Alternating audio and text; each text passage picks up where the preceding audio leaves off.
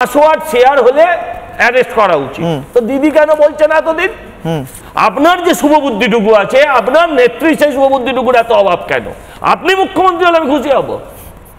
আপনি আমাকে উত্তর দিন কোন প্রতিহিংসামূলক? আপনি বলছেন পাসওয়ার্ড শেয়ার হলে অ্যারেস্ট করা উচিত, কেন্দ্র বলছে পাসওয়ার্ড শেয়ার হয়েছে, এবং আপনার ইলেকশন কমিশন এই রাজ্যের চিফ সেক্রেটারি কালকে গিয়ে বলে এসছেন আমরা শুক্রবারের মধ্যে যা যা করণীয় আপনারা বলেছেন সব করব।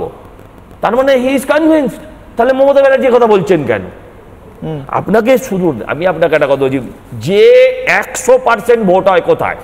100% ভোট কিছু বিশেষ অঞ্চলে হয়। এই 100% ভোট যদি কালকে ধরুন 100 ভোট যদি পার্সেন্ট না হলে 100 ভোট কাল যদি 70 ভোট হয়ে যায়, তাহলে 30-এর মার্জিন ওখানে কমে যাবে। বুঝলাম। এখানে এই মার্জিন কমে গেলে তৃণমূলের গল্প শেষ।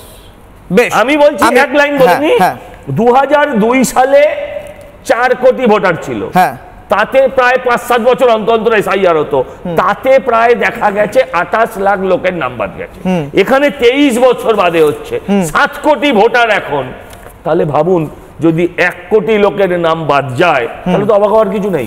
এই 1 কোটিটা তো মার্জিন নয়। আজকে তৃণমূলের সঙ্গে বিজেপির মার্জিন 50-60 লাখের, যদি এই নামটা বাদ যায় তাহলে কোথেকে ওরা দাঁড়াবে? বেশ।